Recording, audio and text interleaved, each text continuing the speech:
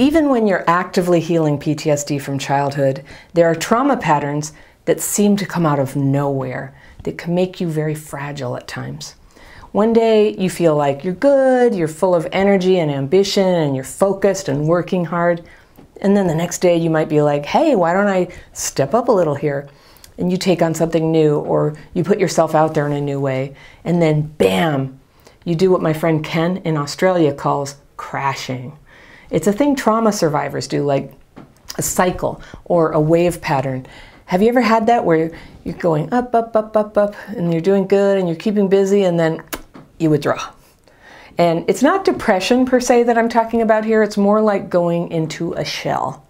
Now, is it bad? It can be very bad, totally destructive, but I don't think it has to be. I'm Anna Runkle, also known as the Crappy Childhood Fairy, and I teach people how to heal from the effects of childhood trauma and how to set up your life so that you can calm PTSD triggers and build a sustainable way of life that makes you happy. So here's the letter from Ken. He writes, "Hey Anna, I'm a big fan of yours from Australia, and I have a question for you that I'd love to see answered on your YouTube channel." Dun, dun, dun. So here we are. He says, this is in regards to what I call crashing. Every time I get ahead in life with anything at all, even if it's just for a few months or weeks or days, I crash and I lose all momentum. And by crashing, I mean I lose all drive and motivation, and I end up spending a day or two in bed, leaving me feeling run over and exhausted, and then it takes a day or two to get up to speed with adjusting my sleeping, eating, and routine pattern. Sometimes these crashes mean that I can fall behind on bills and commitments, and this bad habit has held me back from doing what I really want in life in regard to work, love, friendship, and, well, everything. Please help. Ken, I totally know what you're talking about, and I love your word for it, crashing. I also crash. It used to be much worse than it is now, like it's really tempered now, but it's still very cyclical for me.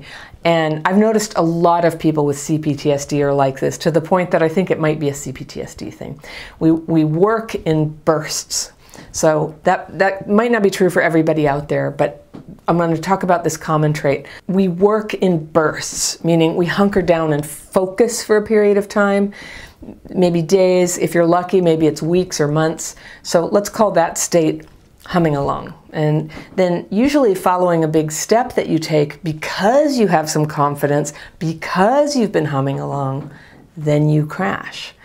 And crashes don't always look like anything on the outside, but they are something. And what it feels like it's a terrible countervailing force that just comes to pull you back down when you're starting to get somewhere, when you're getting a little too free, a little too real, and it almost seems like CPTSD has claws and reaches in and tries to just pull you back to where it thinks that you're safe. So like you get a promotion, you feel guilty. You lose some weight, you gain it back. You get a little money, you waste it, and so on. CPTSD feels uncomfortable when you ascend to a new level. Now, crashes aren't always devastating or life-destroying. It's usually more like a period of sleepiness or laziness or resentment or resistance. That's what it feels like in the moment. It doesn't look like any big thing necessarily, but you might stop going to work, but usually you keep going to work. You keep going to the things you go to, but you're totally hiding. You're doing covert avoidance, right? If you're not trying to do anything big in your life, you can do this hiding thing pretty well, right, in plain sight. But if you're trying to do something big and there are commitments involved and people are counting on you and you're crashing, well, you could muddle along, but you just don't get liftoff. You know, if you were, you know, trying to work in a new career, it just wouldn't take root if you were crashing the whole time.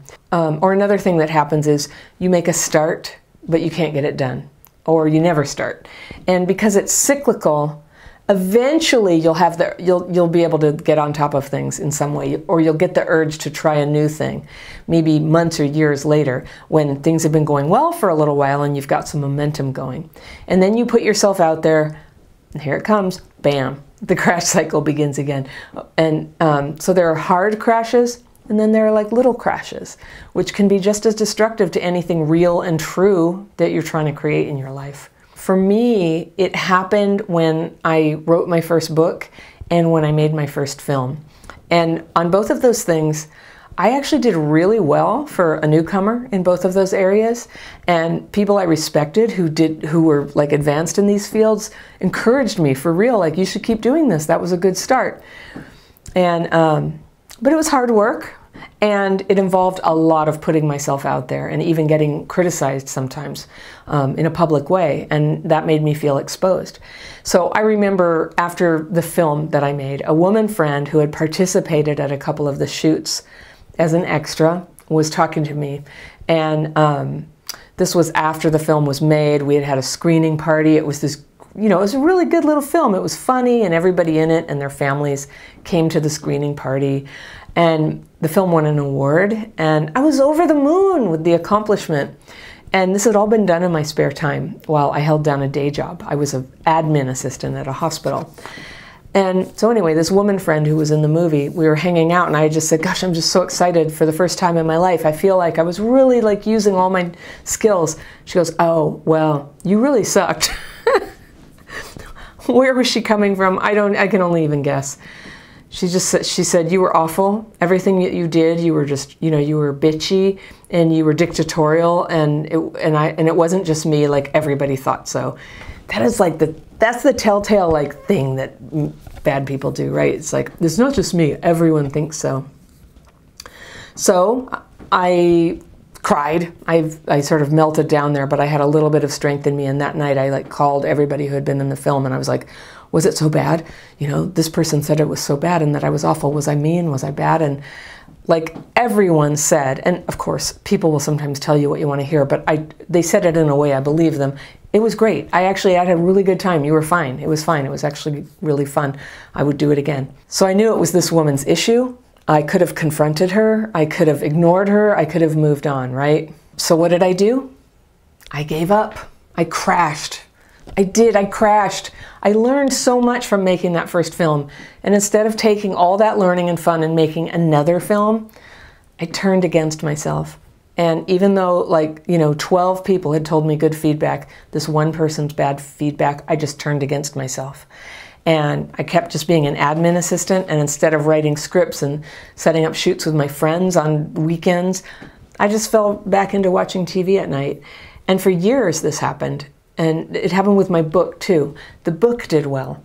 And I started getting all these invitations to speak and be on radio shows and to write columns. This was like, I don't know, 8 years later or something. And at the time I had a boss who took me aside one day and told me that the president of the whole organization, who was his boss, had spoken to him and said that me writing and publishing was a conflict of interest, and that if I wanted to keep my job, I'd have to stop. And I remember my heart was just pounding, like I couldn't afford to lose my job at all. And he said, you know, he was so sorry. If it were up to him, he'd let me do it. But the president of the organization really didn't want me to do it. And so, you know, I'd have to stop for the sake of all of us. So I was very upset. But again, I had a little bit of strength left. And you know what I did? I didn't fold right away. I called the president of the organization. And I'd never met her before. But you know what? You can usually do that. And I called her up and I explained who I was, and I asked her, did you say that I couldn't write and publish, that it was a conflict of interest? I'd like to understand that better. And she's like, what? No, she did know about my book. She thought it was fabulous. In fact, she went on to endorse it. She had never said that. And I was so mad, I was burning with rage, and I wanted to go back to this boss, right? But it was devastating to me to realize that she never said that it was my boss. And I just couldn't believe that after those years of working together, that he would be so sneaky and dishonest and such an a-hole, you know, to do that. So what did I do? Did I go back to him and say, hey, you told me that your boss said I couldn't publish again or I'd get fired? But that's not true. Did I say that? No. What did I do? I said nothing. I crashed. I crashed. And I kept working for him for years with my mouth shut. I was kind of like resentful the whole time, but I never said a word. And I still never have. Maybe he'll watch this. You know who you are. I didn't speak up, and I didn't write another book for many years, not until now. And I'm writing a book now, so yay. But that was like 1998 when I got silenced. It's 2021. That's how long it took. Actually, I would count my coming back into being free to write in 2016. That's when I started Crappy Childhood Fairy, and the blog and the YouTube channel. That counts, all right? That counts as me being free and expressing myself. So yay, all right? 18 years I was doing something else. I had some kids, I started a business, but I was not doing what I knew I was meant to be doing. I felt guilty, I felt frustrated every single day until I started that blog. And then life opened up like the heavens. It started just feeling really good. So what happened? I learned to modulate my crashes. That means make them not so intense. Now, if you're a person who crashes, who falls off your game from time to time, and it's a level that's really taking away from the quality of your life and your sense of freedom and confidence to pursue what you really want to be doing, I want to tell you how to modulate your crashes. It's very similar to a lot of things that go with CPTSD, and I'll tell you why I think so. Notice that crashing looks a lot like brain dysregulation, and if you know that, I make a lot of videos about dysregulation. I have a whole playlist about it if you want to look into it. It's something that happens to people who are traumatized. So here are some characteristics that are similar to dysregulation, is that crashing gets triggered. You don't always notice it at first necessarily until it's actually done some damage. It distorts your perception and makes you really vulnerable to discouragement and criticism. It comes along with a physiological state, and sometimes that feels like agitation, but more often, for me anyway, it feels like torpor. You know what torpor is? It's like a dullness. It's also full of self-attack, and unlike self-criticism that's constructive, self-attack does not help. It's not constructive. Another similarity between crashing and dysregulation is you think that someone's doing this to you, but even when they go along with you on this premise and they try to fix it, it doesn't do anything. So that's how you know it's internal. And the reason they're so similar, I think, is because crashing, like dysregulation, is a brain state. There is a little well of despair deep down inside everybody who was traumatized as a kid, and it's there just vibrating sometimes like a little thing of jello inside, and it colors everything you see. It makes you think, when it's activated, that your efforts are just all a waste. It makes you think your talent is crap, that nobody cares about you or wants to read your book or watch your movie or eat the dinner you made or be your boyfriend or girlfriend, or whatever terrible thought your mind fills in there when you put yourself out there and get met with discouragement, right? Jello vibration. It's so important when you realize that you're in a brain state like that to stop beating yourself up. Because you might think that you need to push yourself forward with self-criticism, but actually it only makes it worse, right? So what you want to do instead is take actions that help you support your brain. So here's how you can do that. One is you can develop routines. Ken mentioned this, that he would spend a couple days using sleep, food, exercise to bring himself back from a crashing state. Our brains love routines, and they find them relaxing, especially when trauma's made things kind of chaotic and you tend to get dysregulated. Routines just feel good. You know, you're just kind of like, on the railroad tracks. It feels good. It's hard sometimes to stick with routines, but you're gonna need to keep accepting that and embracing the fact that you're making an effort anyway. It can take time to get consistent. We're after consistency here, so anything that drains your energy is putting you at risk for a crash. If you go long spells without eating, like that would never happen to me, but if you do, it drains your energy and it puts you at risk for a crash, all right? You wanna stay consistently nourished. Do you stay up all night and then sleep all day and then the next day do a different schedule? That's going to set you up for a crash. If you tend to lose your temper, if you're a people pleaser, if you tend to get into quick relationships or drink a lot, all of those things can mess up that gentle routine that your brain loves and set you up for a crash.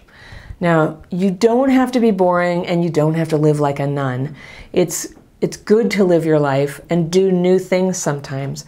But you want, overall, to keep things within the parameters so that you don't get drained. You don't want to drain all your inner resources out. When you're emotionally or physically exhausted, your mind starts to play tricks on you, and CPTSD begins to like blossom, and out comes the self-sabotage right when things are hard, right when a new job brings a challenge in front of you.